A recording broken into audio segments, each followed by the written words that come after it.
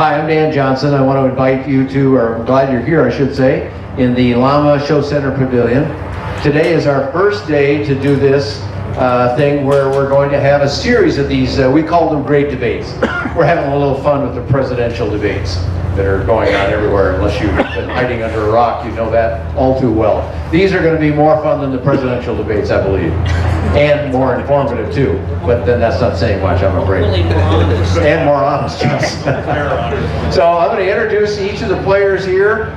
We will be doing this again tomorrow and Thursday and Friday.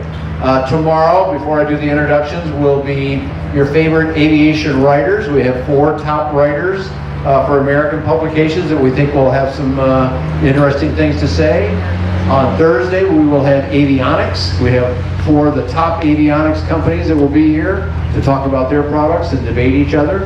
And on Friday, we will have apps. Makers of 4Flight WingX Pro and all those kinds of software. They'll all be here. So we've got a full slate all week. And then each evening between 5 and 7, there's some various festivities going on here in the tent. Tonight it will be the folks from DeLand Airport, and they have some announcements and refreshments. So come on back then. Now let me start off. I'm going to go from the far end and end up with our moderator, Pete Karate from Jabiru Engines. Got some interesting product announcements for us. Sitting next to him is Mark Becker from Rotax, all the way from Austria. And next to him, making the funny noises, as he is wont to do, is Robert Helms from UL Power. And finally from Continental, the big guy on the red on the end, you can't miss, is John Heitland, and also representing the Titan engine. And finally our moderator from Zenith Aircraft, which if you have seen any airplanes, you know they're airplanes, Sebastian Heinz, and I'm going to turn it over to you. Thank you, Dan. We started doing this engine panel discussion at the Zenith Aircraft Open Hangar Days, where we had a lot of our existing customers that were currently building a Zenith airplane visit us, and you know, they would come and talk to, they would want to talk to Rotax and UL Power, Jabiru, Continental, and everybody about engines. And we said, you know, rather than going individually and talking to everyone and asking the same questions, why don't we get everybody, you know, at a panel in the same place, and we can speak with everyone at the same time. So we've done that, I think, 3 or 4 times at Zenith Aircraft, and then I think Dan heard about it and said this would be a good thing to, you know, to bring it to a larger audience as well. So we're pleased to put on this engine panel discussion so that we can learn more about the different engines that power our airplanes.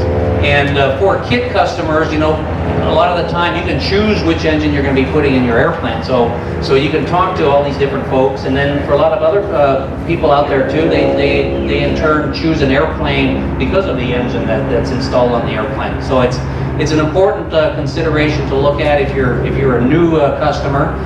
Same thing if you're a second owner or you're flying an existing airplane, being able to maintain and operate your engine on an ongoing basis for maximum safety and so forth is a very important thing as well. So again, I think it's I'm glad to see all of you that are here to learn more about engines and so forth. I know it's the first seminar of the week. Hopefully we'll get a few more folks later on, but it's certainly a good start. I'm going to try to keep this as informal as possible. I know all the 4 gentlemen up here quite well, so some of the questions, it's going to be a little bit less conversational because I probably wouldn't be asking these questions anymore, but at the same time I'll try to keep it as informal as possible.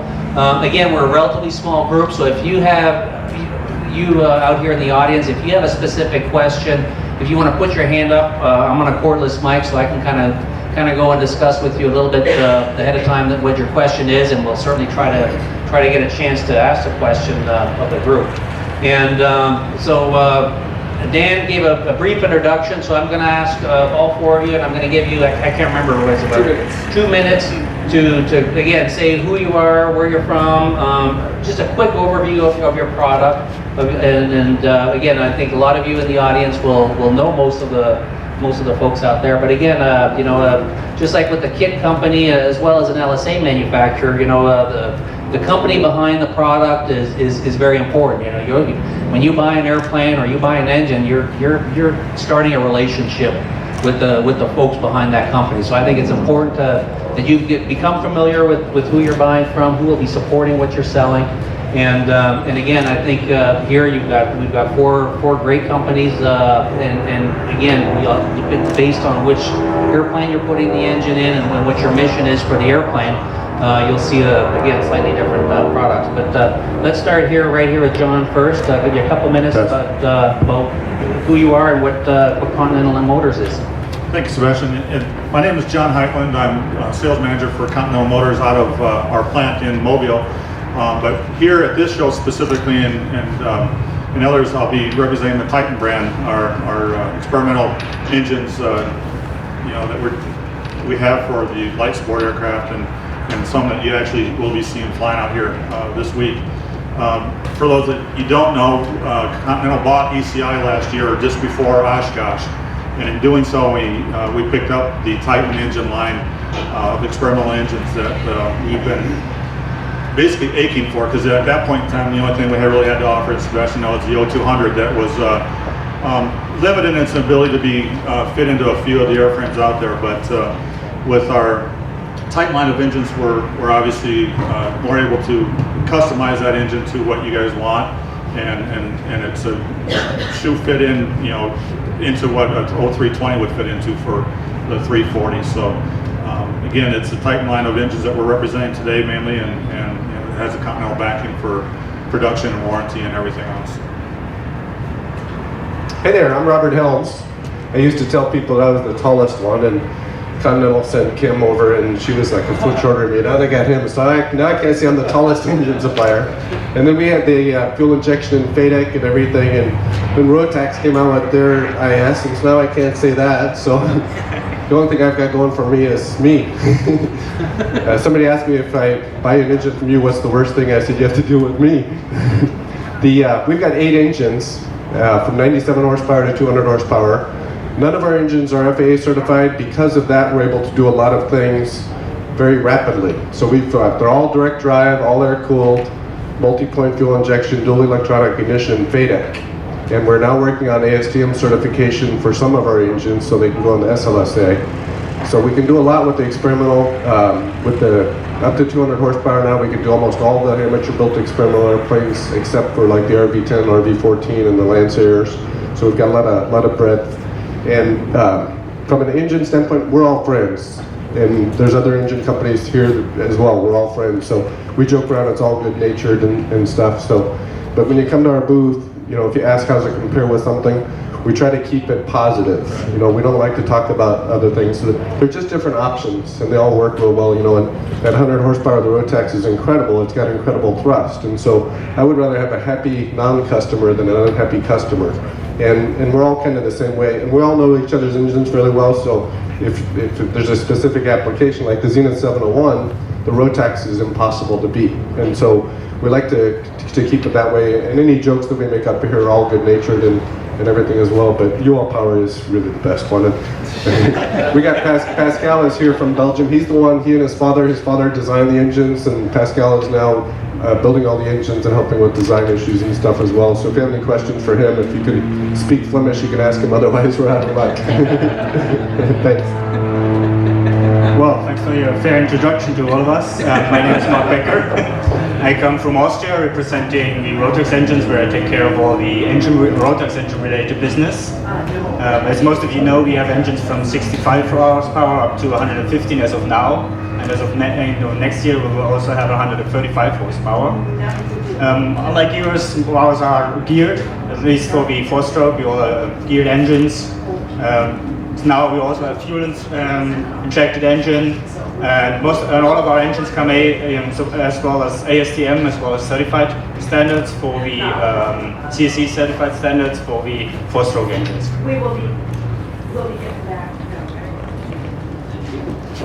Hi, I'm Pete Crotty from Jabiru North America is my company. We've been the main Jabiru importer in North America for the last 17 years. I came here to be on the panel because Dan promised me beer. I see they're Right there. not working yet, or what's? Oh, it's working. Tonight it's 5. See you here. All right. Jabiru is an Australian company that produces both engines and airplanes. I think it's probably You know, that's an interesting story. We went over to Australia on one of our visits, and I had a partner with me at the time. And, you know, you've all seen the Aussie ads where, what do they say, Foster's Australian for beer. Well, he practiced that for 2 weeks before we went over there, doing his best Australian accent. Foster's Australian for beer.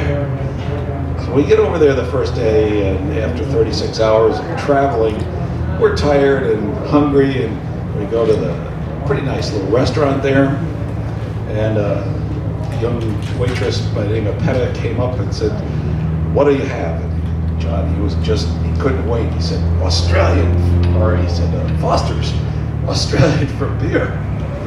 And she gave him this look and said, "You must be a bloody tourist. We don't drink that swill here." Anyway, Jabiru in Australia, we're talking about engines here, but actually in Australia the airplane came first. And to date, Jabiru has produced about 2,800 airplanes and about 7,000 engines. We have a 85 horsepower 4-cylinder engine and a 120 horsepower 6-cylinder engine. And one of the differences between Jabiru and some of the others is Jabiru really wants to keep it simple.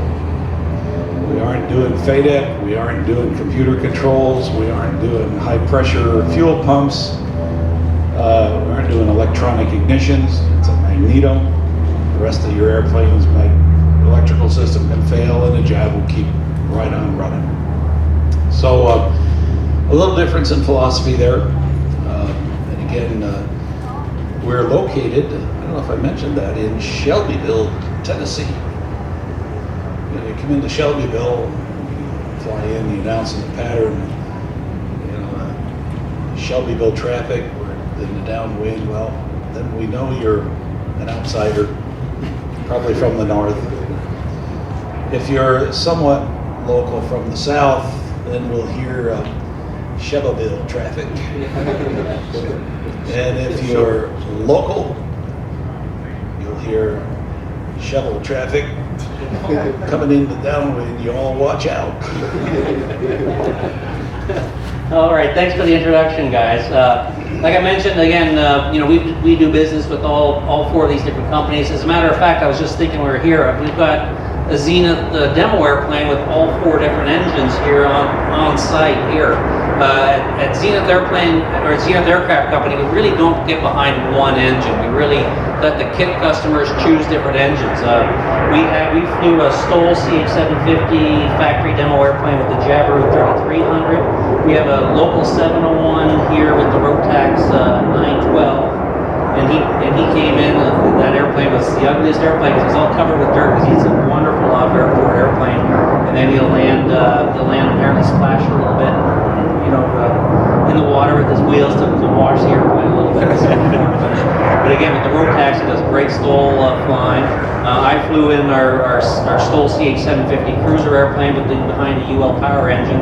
And then right here at the ultralight field, we have the Stoll CH-750 SLSA flying with the Continental O200D model. So again, there's a Zenith out here with all four of the engines. And again, like you mentioned, we're all friendly because they're all four good products. They really are. And again, at Zenith, you know, we wouldn't be flying behind a product that we didn't feel safe in, or wouldn't feel that our customers would be safe in. So, which is why we encourage, you know, the innovation and the competition out there, because as we all know, that's how we develop great products and lighter weight, newer technology, and so forth. So, with the good product, as we all know, though, that things do break down and so forth, the service and support is a needed thing for any product. So my next question is about the warranty.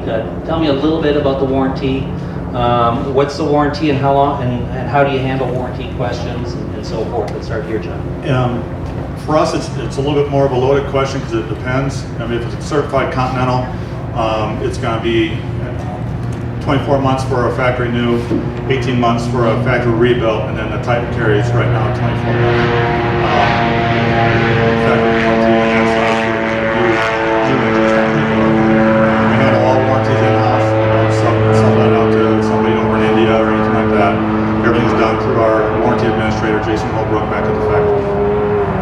John, once again on the Titan, I couldn't hear it over.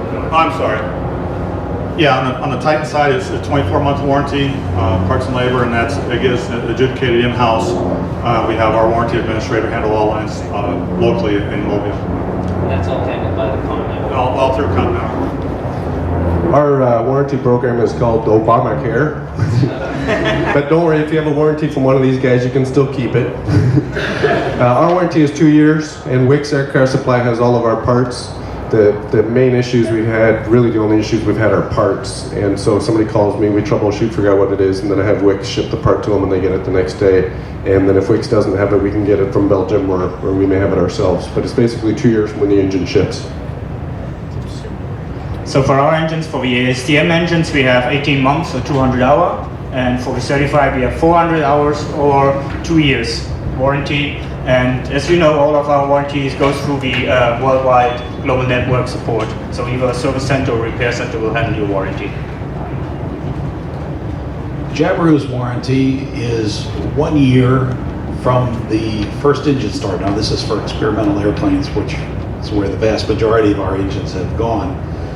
As long as that 1 year starts within 1 year of delivery of the aircraft, or delivery of the engine, not the aircraft. So if your kit is not ready to fly yet, you have a year to get it up in the air and get your warranty started, and then you'll have 1 year after that, or 200 hours. Which, you know, and that's an important point because, you know, a lot of the time when a kit customer buys a kit or buys an engine, you know, it can be 6 months or a year or sometimes even more. And if your warranty's ticking away, that's something to be aware of. Well, not necessarily warranty, but on the maintenance and the day-to-day maintenance, who can perform maintenance on these engines? Can the individual builder do that? Right, individual builder can do it. On ours, especially on the Titan side, I mean, it's experimental. On the certified side, if it's on certified shipment, obviously a certified NP mechanic is going to have to do the majority with the help of the owner, obviously, on some portions of that mechanical work. But for the most part, if it's experimental, the owner can do the work. Ours is the same way. The individual, the owner, builder can do it. If they were the manufacturer of the plane, then they can sign off the annual as well. If not, they need an A&P for that. And we're available for phone support. The biggest issue people have is the troubleshooting because it's so different than what they're used to if they grew up with magnetos and things like that. It takes a little bit of understanding of the systems, but once they learn how to troubleshoot themselves, they do really well. And then we'll probably have some seminars fairly soon for builders as well. Yeah, like I said, Rotax, obviously, if it's an experimental, everybody can do it by law. If it's an ASTM, it's got to be A&P or LSRM. Or if it's a certified, obviously, it's got to be A&P. However, we at Rotax think that's not sufficient because we have a lot of specifics on the engine. That's why we have global training set up where you can get your local training, or you have your service network where you go to get the maintenance who have the specific training on the engines and their specifics, which we think is very necessary, especially in terms of troubleshooting, where you always run into issues you might not be familiar yet. On a Jabiru engine that is on an experimental airplane, there's no limits. If a home builder has the ability, he can take that thing all the way apart and put it back together again. It's a very simple engine. If it's on an ASTM certified engine in a light sport airplane, then there are some limitations. Either a A&P with engine experience. If a mechanic comes to our 2-day engine seminar, he can do anything to that engine except split the case. We'll give him a certificate to that effect. And the other thing, as far as troubleshooting, this is a simple engine and it's simple to troubleshoot. So it is within the abilities of most homeowners to maintain and repair their own engines. Yeah, thank you for that. You know, and a point that I don't have a specific question written down about that, but again, as I mentioned earlier, we have a Zenith with each of your engines out here, but you know, the firewall forward package, the installation package is a really critical part of the installation. You know, you can have a great engine, and all of you guys have great engines, and then you can have a great airframe, which you know, Zenith, and as well as there are many other great airframes out there. But again, getting the right installation done for your engine is critically important. I know all of you guys as engine manufacturers, I know that's one of the real pains that we have to struggle with, is making sure that your good engine gets installed properly onto the airframe, because a poor installation is, if it's not mated properly to the airframe, it's just not going to work, whether it's a cooling issue, whether it's a vibration issue, on and on and on. And becomes a very critical thing. And for, every time a new engine comes out on the market, everybody rushes out and says, hey, I want to put this engine on my airplane. But they don't fully realize all the work that goes into it. And it's something that, again, working with the company, whether it's the kit manufacturer or the engine manufacturer, to get that firewall forward installation out there, it becomes very important, nearly as important as the engine itself, because it has to be done properly. And I know with Continental we have engine mounts and cowls and so forth. UL Power, the same thing. Rotax and Jabiru, we've done basically where we have the engine mounts, the cowls, the baffling, the radiator systems, and so forth.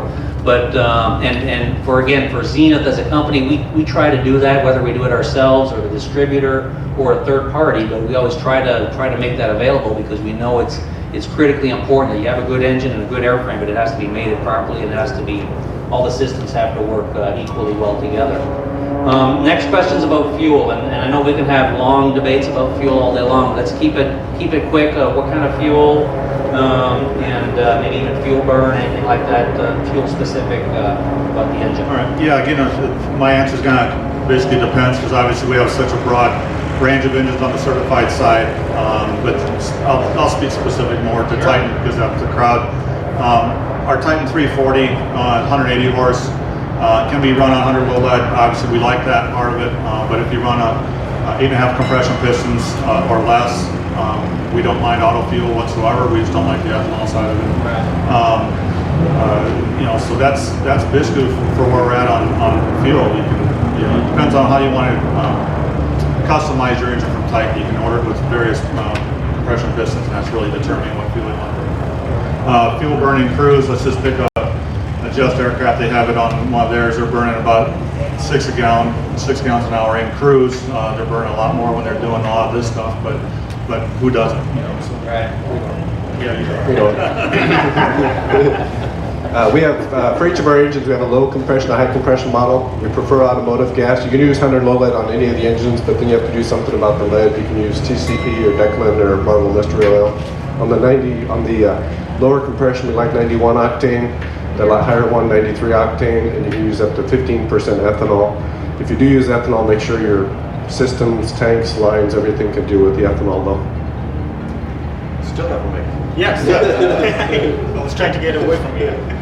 So it's pretty much the same for us. It really depends on mostly of the octane rating you have, which is got to be in the spec. Also ethanol, we allow up to 10%. So as long as you check that right in the spec, which you always find in the installation menu, you should be good. I think one thing which is also very critical to understand, especially if we're talking injected engines like yours or ours, the more modern the system is, the less tolerant they tend to be on fuel. That's something we had with the cars in the past, and so now something we see with the modern engines as well. So please make sure you look into the spec, you look into the installation manual, and keep to that fuel, and you should be fine. Jabirus were designed to run on 100 low lead fuel. They do very well also on auto fuel of 95 RON, which in the USA equates to about a 91 anti-knock index that you see on the pump. Ethanol is okay if the rest of your airplane system will handle it. Jabiru says up to 10%. As long as you manage all the rest of the baggage that comes along with ethanol. Thank you. Let's talk about future products. Sun and Fun is often the show where a lot of new products, one of the first shows of the year, a lot of new products are introduced out here. Are you introducing anything new? And if you are, of course, tell us about it. And if not, explain why you're not doing something new and continuing on with what you're doing. On the Titan side specifically, this is all new to us already. This is less than 1 year into our association really with the experimental market, so it's kind of new territory already. But we're not stopping there. We're looking at certification on the 370 line, full certification for replacement for certified 360s. We're looking at 540 development. We're looking for possibly a 390 replacement already. So on the Titan side, we're not stopping whatsoever. On the certified side, especially on our diesels, we're looking at really close to having a 300 horsepower diesel on the market here soon. So that could be a game changer on the certified side. So we're not stopping.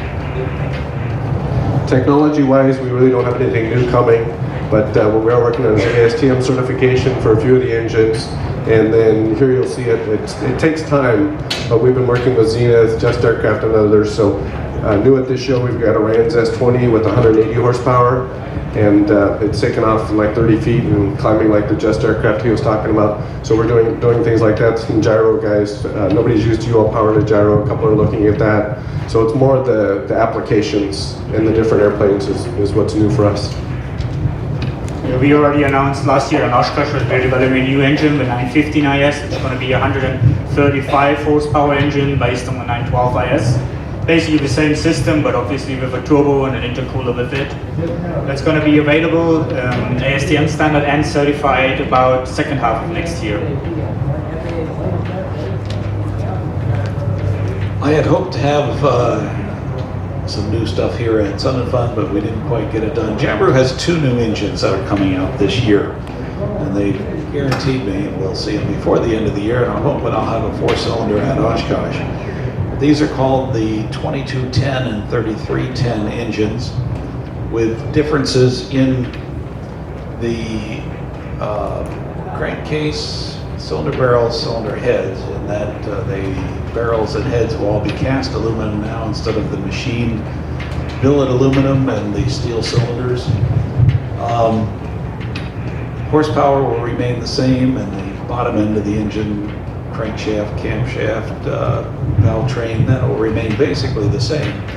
But there will be 2 new engines, and then 1 new airplane that will be coming out. We'll have that at Oshkosh, the J170D. Do the 2200, they're going to go away. The 2200 and 3300 will not go away right away. If the new engine turns out to do what they hope it will, maybe in 4 or 5 years, there won't be any reason to buy the existing version of 3300 or 2200. How's the price compare? Don't know. How's the price compare? He said, don't know that. We are told that it could be a little less, and the weight is also a little less. All right, thank you for that. This isn't going to, it's not a question on my list here, but you know, we hear a lot about electric technology, and when we did this panel discussion at Sebring, we had Willie Taka from Europe, which is doing a lot of work with electric engine companies. You know, we hear, you know, again, electric, we hear diesel, and Continental is definitely a leader in the diesel technology side, especially on the bigger stuff. And you know, we hear about 100 low lead fuels going away. We hear about ethanol causing problems and so forth. You know, what's the real future in light aircraft propulsion systems? Is it continuing on what we're doing now and kind of ignoring the fact? Well, or not ignoring, but just realizing that maybe 100 low lead isn't going away, or good auto gas isn't going away, or are you guys investing in new technologies, looking at new technologies, you know, maybe even if it's 10 years down the road, what can we be expecting? And for me as an aircraft designer, we need to know what you guys are working on so that we can build airplanes around those types of engines. And so. Yeah, I can only speak for what Continental is doing on the certified side and in support of the PAFI actions going on to find an alternate fuel. Our Skunk Works is running engines 24 hours a day right now on alternate fuels. It's a blind test that we have to just run our engines on whatever sample they give us. What kind of fuels are you trying? I don't even know what they are. It's one of the 4 or 6 that the panel had chosen already. And we've been doing that now for 6 to 8 months, I believe, maybe even longer. But as far as us, we're still pretty much banking on the fact that we're going to need gas to run our engines. I have not been told anything about any kind of electrical propulsion products coming from us, but then you know, I'm kept in the blind just as much as most people are too. So. for obvious reasons. We're not doing anything with, yeah. It's funny, one time somebody asked Kim a question, Kim from Continental, she was at the Zenith booth, and she goes, I don't know, I'm Kim, I don't know the answer. But she's pretty. One of the things that, yeah, he's not pretty. One of the things that we are working on for drones, as an example, we've got a 97 horsepower engine that's being used in Turkey in drones, and it takes off about half throttle. It's very high compression, and then it's going to 24,000 feet with a normally aspirated engine. I wanted to have that here, and they said, no, we don't trust pilots to fly it, because if you go to full power on takeoff, you'll blow up the engine. So if we get some new 100 octane fuel without lead, we might be able to do more with compression. And with the ECU, as we go up in altitude, that ambient air pressure sensor, we not only lean the mixture, we advance the timing. So we could do a lot more with some nice cross-country engines for like a long easy or something like that if we got some good fuel. On the Rotax side, we don't have a direct development, but we're pretty closely looking into the hybrid engines. We have obviously quite some projects ongoing with Pipistrel, Siemens working based on Rotax engines. It's very interesting for us, and we do have a very close look at the concepts to see what really will work out. Because in the end, it's the market which to determine how fast we will go. Obviously, we're also doing much more engines than just aircraft engines, and so we're also looking into that part of the engine side we're having and see maybe there's something we can utilize, like multiple applications or something like that. But it's non-direct, nothing I will announce on Oshkosh. Jabiru in Australia is not doing anything currently other than keeping an eye on what's happening on the electric side of it. I think the possibilities for electric power for a lot of these light airplanes, home-built especially, I think it has great potential.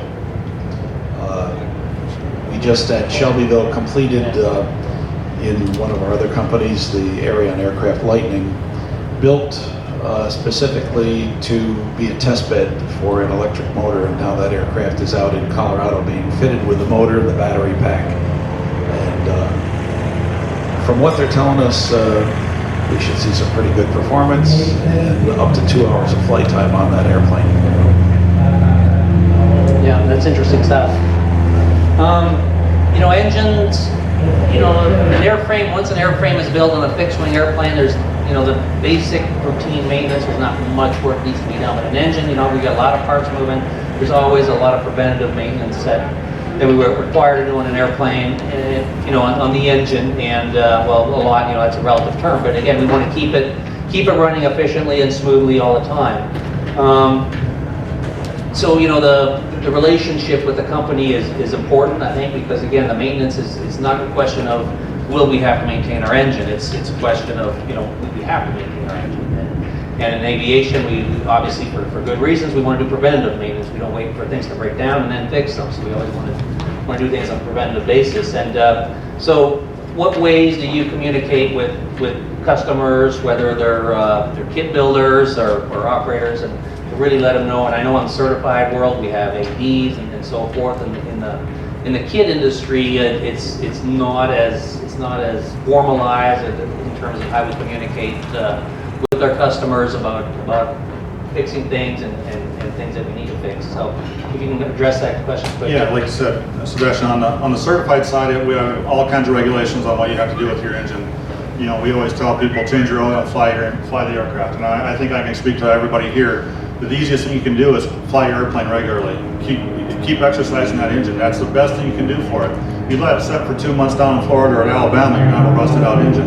And there's nothing you're going to be able to do about that. So, you know, again, speaking back to the Titan, it is pretty much a design around a certified engine. So we tend to tell people, handle it just like you would a certified engine. Change your oil somewhere in the 25 to 50 hour range, regularly fly it. You know, I'd like to say, you know, 5 hours a month at minimum, and get it up to temperature, 180 degree oil temperature to burn off the oil, condensate the moisture that's in the oil. But other than that, it's common sense stuff. Just fly that engine.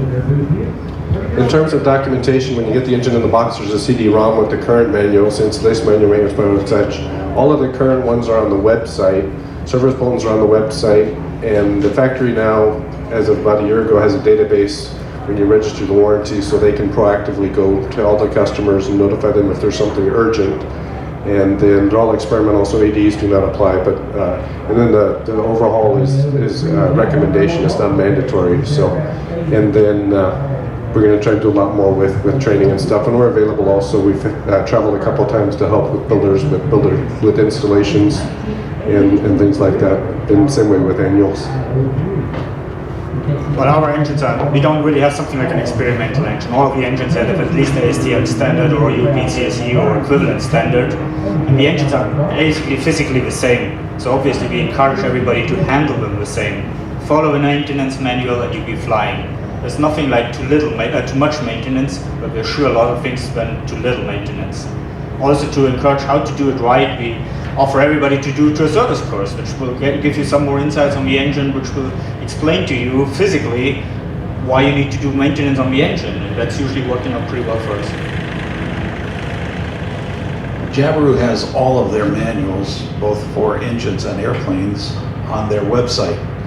They update them frequently, and access is free to anybody who has a computer and can get online. In addition to Jabiru North America offers engine maintenance, operation, and rebuild courses about 5 times a year in Shelbyville, and usually once or twice a year I take that on the road to somewhere where somebody has been able to help me out finding a location and so forth. But that's we just encourage people to read those manuals and operate the engine and maintain the engine according to the manuals. That's always a challenge, getting us to read the manuals and then to follow the instructions, as opposed to wait until we have a problem and then reading the manual and saying, that is especially a problem, it seems, for second and third owners of experimental airplanes. The guy who built it, he read the book. The guy who buys it often doesn't have a clue, even that there are manuals. And that's a really good point, not just engine, but airframe side along. You know, when someone chooses and does the research for an engine and for an airframe, they spend the time researching what the maintenance requirements are and so forth. When you buy it, sometimes it's just a second used airplane, you don't do the same amount of research, and it becomes important then. And again, that's something I always encourage our customers. If you're a second or third owner on something, contact the company, let them know who you are so that they can maintain those databases, keep you up, and then so that if there are issues or any maintenance issues like that, that they have someone to talk to, and so that they can address those issues.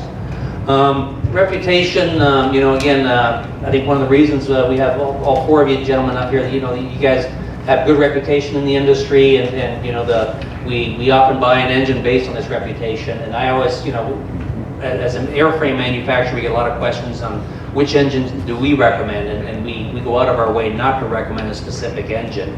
That said, we want customers to choose a good engine for themselves, and part of it obviously is reputation. And I always recommend our customers go out and ask existing owners and pilots that are flying it. Don't go on the internet and just get a couple opinions, because you know we get a lot of those on the internet. But actually talk to people that are operating those engines, talk to people that are flying behind them, and maintaining those same engines. In just a quick question, it's and you know I don't know how to answer that best, but what are your customers saying about your product? Yeah, that's one of the opportunities I thought I had as a sales manager when we bought ECI last year. For those that are familiar with it, the ECI had a little bit of a backstory about some cylinder issues. And I thought that was a good opportunity for Continental, when we picked ECI up, to bring forward the Titan name, put Continental's reputation for customer service and tech support behind it, and build that brand up and continue to do so. And I'm hoping, from what I've seen so far this last year, we're on our way to do that. Great. A lot of feedback I get is that they're surprised how easy it was to install the engine. They're surprised how smooth it runs with the multi-point fuel injection. The fuel is in the right spot at the right time, and so the engines run real smooth.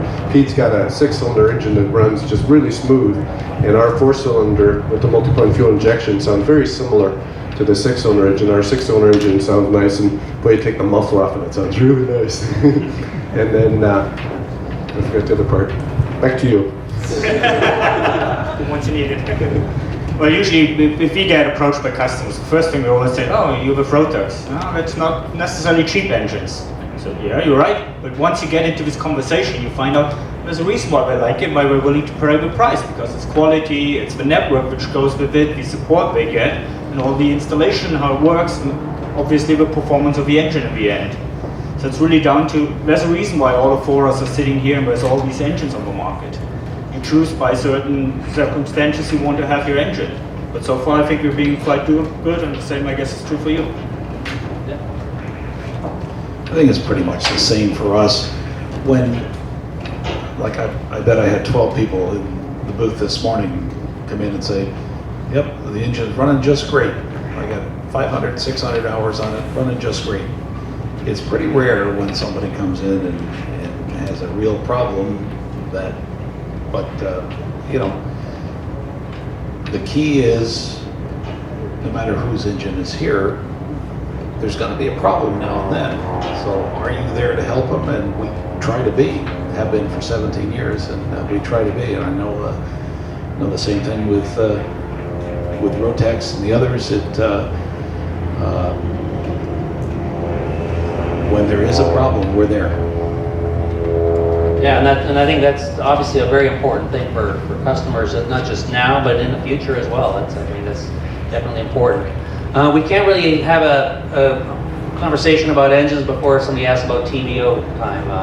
If you quickly say, you know, what your TBO is, time before overhaul, and as well as for top overhaul, anything like that. Yeah, we don't have anything on the top overhaul requirement, but again, like Rich said, overhauls are a recommendation unless you are operating certain ways over in Europe, typically where you're mandated to replace the overhaul. But right now, the Titan side is at 2,000 hours. Continental sides, it all depends again on the make and or the model. They're varying from 1,500 hours to 2,400 hours. We're learning a lot as the fleet is aging, and if you just use 100 low lead with nothing to treat to get the lead out, you probably have to do a top overhaul in about 400 or 500 hours because the lead builds up on the exhaust valve when it starts to burn. If you use automotive gas, we're not seeing that at all. The TBO is recommended at 1,500 hours. One of the things that's nice, you can pull our oil pan off without touching the exhaust system in about 15 minutes, and you can do a real good visual inspection. You can see the camshaft, the back of the connecting rods. So if the visual's good, compression's good, there's oil consumption's low, and everything looks good, then just keep on flying it. Yeah, similarly, for the 4-stroke engines, we have a TBO of 2,000 hours. We don't have any requirement for top overhaul as long as your compression values and your oil consumption is fine. You'll be going all the way to 2,000. Just do the maintenance for it.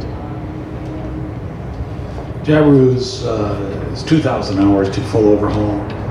We do suggest a 1,000 hour top overhaul.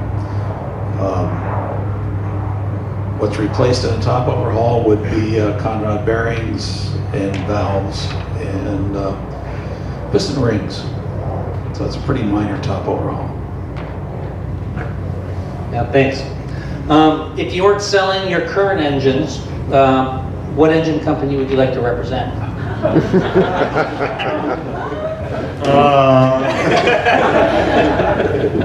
I don't know. That's a loaded question, obviously, but the reason that all 4 of us are up here, I would be honored to be able to represent all 3 of these other guys' company, and that's not just a political answer, but honestly, having been in A&P for a while and worked with a lot of these guys as a product, I wouldn't mind sharing the stage with any of them. Awesome.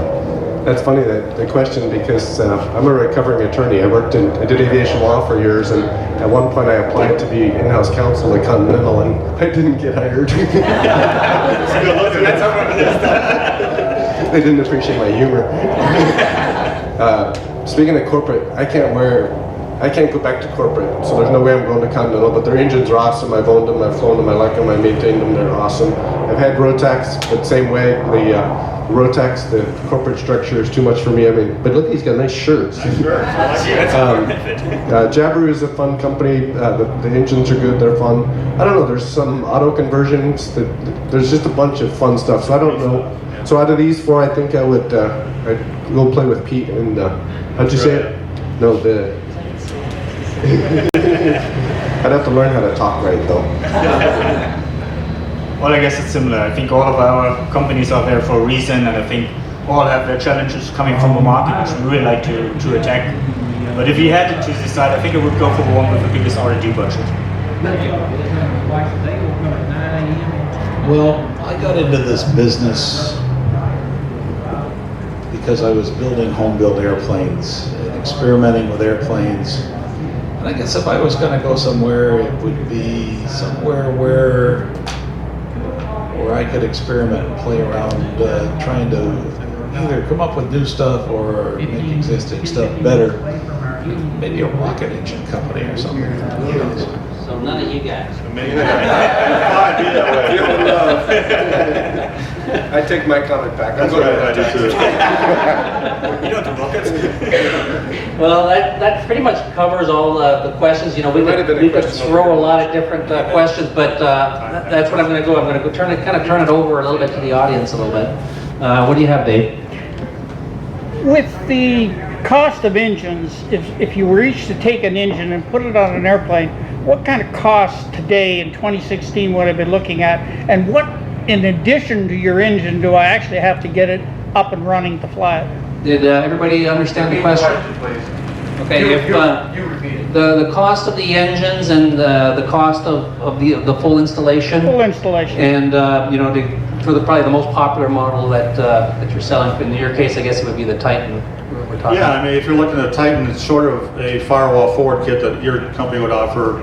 I think most of the kit manufacturers are probably in the $4,000 to $5,000 range. I'm thinking On the for firewall forward, and that would be calling. Some include prop, hoses, filters, things like that. But if you're looking just aviation grade fuel lines, things like that, on a motor mount, you're probably talking less than $2,000. So again, it kind of depends. And the actual engine price? Engine price again varies, but the Titan line for the 340 specifically, depending on what you choose, is going to be anywhere from $24,000 to $29,000. Would it require any oil coolers or anything in addition to that in order to get the engine up and running? Typically, that is part of the firewall forward, but yes, the 340 and the 370 like the standard Lycoming 2x4, 2x6 inch oil cooler. I'll answer with respect to Zenith since Sebastian is here and he's got all of our engines.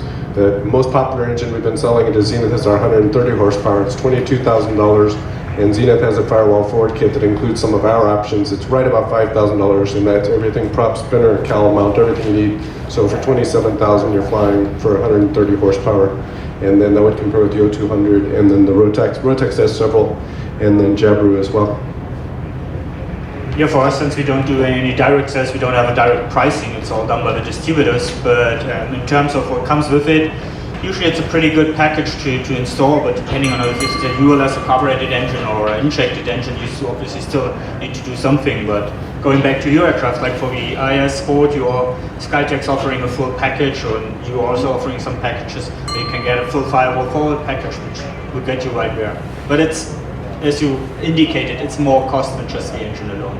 Yeah, but what kind of, a little bit of, how much money is it going to cost? Yes, you sell, but you know what the price is. What's the retail price of that engine out the door? Which one? ULS? Go and look at the 915 IS. 915 IS? Or, I'm sorry, 912. 912 IS? Well, it's anything beyond between these two guys. 24,000 Yeah. Yeah. Okay, to install a 2200 Jabiru engine, 85 horsepower, in a Zenith 701 or a Vans RB12, for the engine and everything firewall forward needed to get the airplane up in the air is $18,000. For a 6-cylinder engine,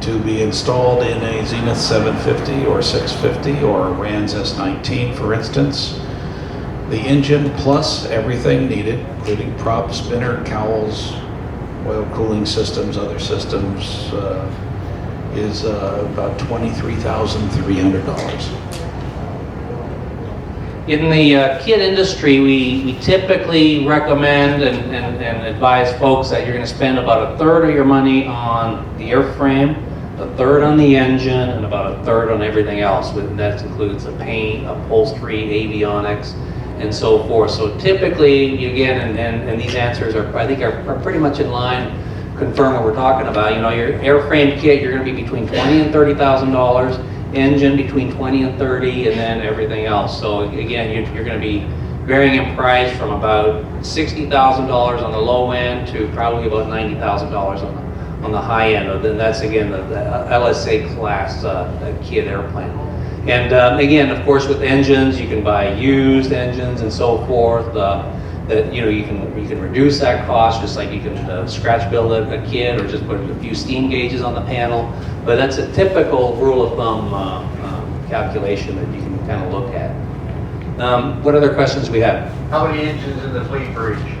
How many engines in the fleet per each? Good question. Continental, that's a big number, I think. Yeah, Continental.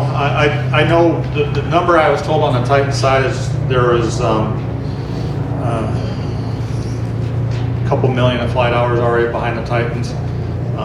Continentals, we've lost track 50 years ago, but it's yeah. I mean, Titans, we've several thousand engines out on the market already. We've probably got about 200 in the US, and I think we're pushing about 800 worldwide. Is that about right, Pascal? Yeah, the total fleet which we sold is about 175,000. Out of that, we got about a little more than 50,000 still active flying 4-stroke engines. In terms of flight hours, we are adding about 50 million hours by now, and we're adding another 5 million per year. So it's around the world. Jabiru's total engine production to date is about 7,000. I've sold 2,600 here in the USA. There's probably another 500 or 600 in the USA sold in other dealers. And total number of hours, I have no idea. I know they're used very heavily in Australia in flight schools, and there's engines over there that have 6,000, 7,000, and 8,000 hours on them that are still flying in flight school airplanes in Australia. So there's a big number of hours over there. Yeah, and all four of you represent really a really good spectrum of the industry. You know, Continental, which probably powers most of the GA airplanes out there, I believe. And then UL Power is a relative newcomer in the game. Rotax has become, you know, obviously the big market leader on the LSA side. And then Jabiru has done really well around the world with its light engines. And I think, you know, and again, I think that's the kind of encouragement that you know, diversity in the industry that we want to be able to assure ourselves new engines for our airplanes in the future, things that are affordable and so forth. Here we don't have anybody from the auto conversion side of it, and I think a little bit by design, because again, that's really setting it apart, because these are taking engines that are not designed for airplanes specifically, and then converting them for aircraft use. And again, there's a lot of debate, and we could have big discussions on that alone. But again, I think we see the numbers speak for themselves in terms of the installations, the hours that they put on them, and so forth. Auto conversions generally are more of a specialty niche market. Sometimes it appeals definitely to the experimental guys. Was there a question out here? Yes, sir. If you go on the FAA website, you can find a long list of certificated airplanes that qualify as LSAs. A lot of models of Aeronca, Champs, Chiefs, early Pipers, Taylorcrafts, Lustums, one Barnstormers and Trader plane, and I see Champs, for example, anywhere from maybe a low of $12,000 for a still airworthy airplane that's going to use some fabric next week, to maybe up into the 40s for a Grand Champion award winner. A lot of prices in the 20 to 30 range, and these airplanes have been restored from basically from the airframe on up. Do you guys see a market for, and this is nothing against the current crop of kit planes, which I love, but those airplanes are still out there and they're still flying. Do you see a potential market for re-engineering some of those airplanes that may go on, could go on forever through several cycles of restoration? I can start because I get that answer or that call every day. I want to know why we got the A65 not in production anymore. You can start and finish. No, I don't. He's the only one that can do it. We can't do it. You know, at some point, I don't think even Continental ever thought that our design would still be flying 70 years later, 80 years later. But to answer your question, we have conversations with our R&D and our engineering staff to see if we can go back to some of the Dead Sea Scrolls and build some of these A65s back up again, or some of the C85, C95s, so that we can get those engines back on those airframes to support that group. And unfortunately, when it comes to some of the accounting side of that house, it doesn't make a lot of sense to bring some of this stuff back from the financial aspect of it. Now, if from a technical support side and the sales manager side, I'd love to be able to have a product that I could sell you that would work on those airframes. I would love to have that. I get asked every day. But I get a lot of pushback from the corporate side saying it's just there's not the market there to substantiate the R&D and the certification and all the things that we have to jump through in order to put that back on that airframe. And that's just kind of not. Yeah, we have a similar issue. Like we had a lot of tries to get a Cessna 152 with a Rotax powered engine inside. Problem is you have many different models. You need an STC for each of them. So if it comes down to cost, you're buying an airframe which is worth maybe $20,000, as you said, and you spend another $30,000, $40,000, $50,000 to install the aircraft, to install a new engine. That's something which goes down to very little people who actually do it, and that goes down to what you said. The business case just doesn't work anymore for most of the people. That's why, as much as we all like it, it's just not something we look into details. In Canada, they have a thing called owner maintenance, where you can take a certified airplane and you can do the maintenance yourself, and you don't, supposedly, we haven't done it, but supposedly there you can take an experimental engine and put it on one of those airplanes, but then you can never go back. So as soon as you do that, then it's always, and so if you ever wanted to sell it, you'd have to find something unique. And then in the US, supposedly, subject to your FSDO, you can put an experimental engine on a certified plane, make it experimental, but it's very restricted on where you can operate it, when you can operate it, things like that, so it's really not worth doing. About 10 years ago, Jabiru USA entered into a little project with American Champion. As they were telling us, there were 13,000 champs out there with